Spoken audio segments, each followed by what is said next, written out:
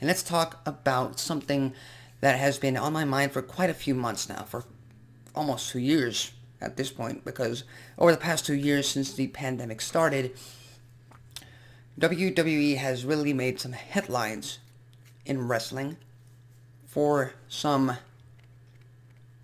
unfortunate actions. Because over the past 2 years, I believe they released over 80 plus superstars, over 80 plus wrestlers, and just a week ago they made another series of cuts. And that's something that wrestling fans, don't ever want to see, because for the most part, all these wrestlers you get to see on TV, you want more out of them, you get invested in them, and if they're cut, then you can't really enjoy that, and you feel their pain. But not only that, their careers are cut short in some instances, and in these cases, like today's Thanksgiving, we're about to enter the holidays, and most of these people are already unemployed, so that's always terrible.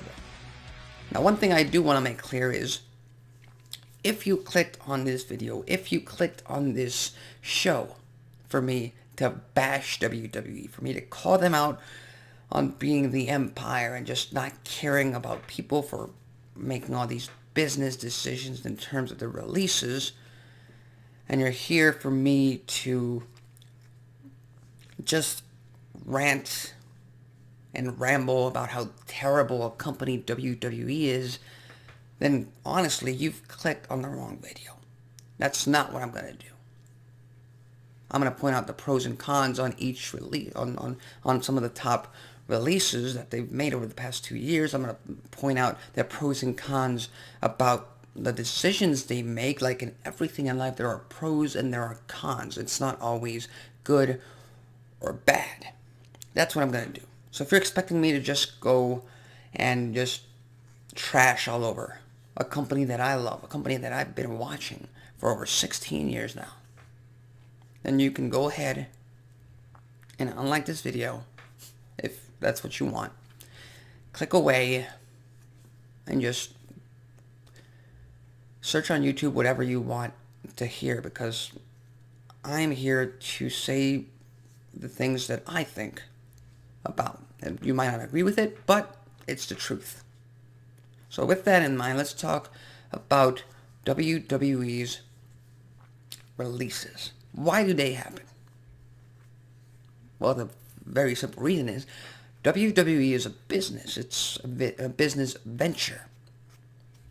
They hire people, and unfortunately sometimes they fire or they let go of people. That's been known for decades now. It's happened countless amount of times.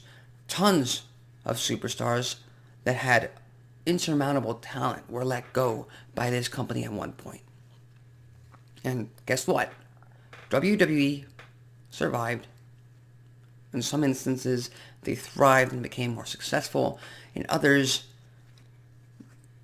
the lack of that superstar in their entertainment programming, you could tell that it was missing in some cases. But that's always going to be the case when it comes to releases.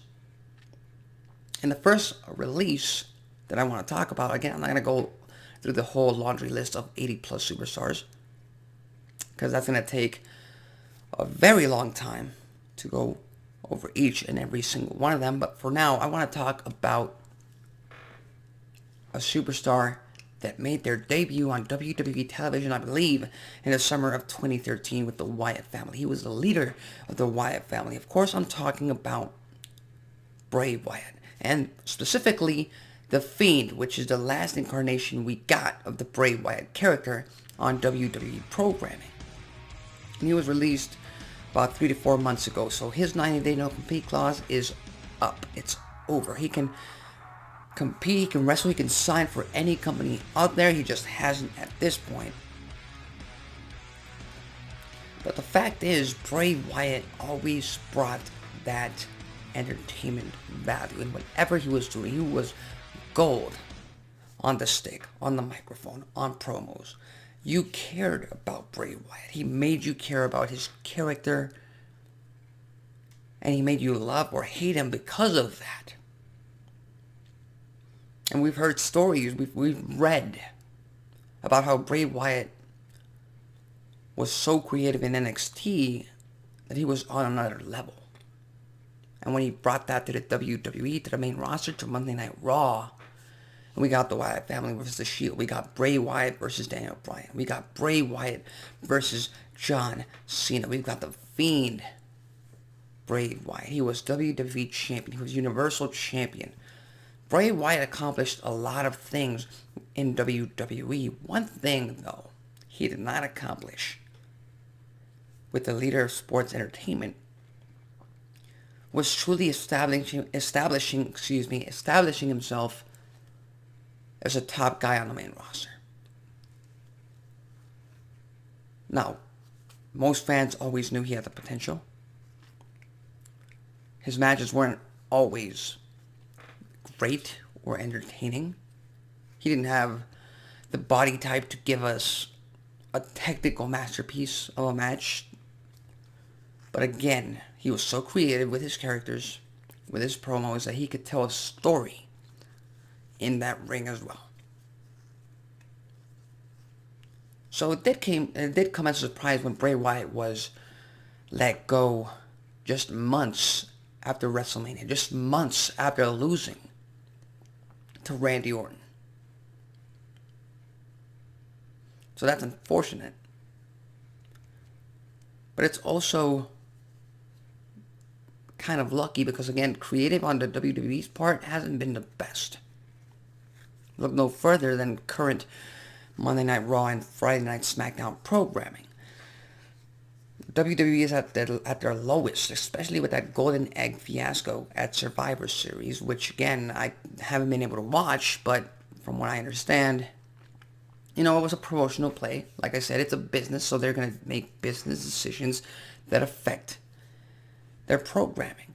That's nothing strange. But, they could and they should do better because they are the number one sports entertainment company above AEW. That's something that I will always stress in the world. So what's next for Bray Wyatt?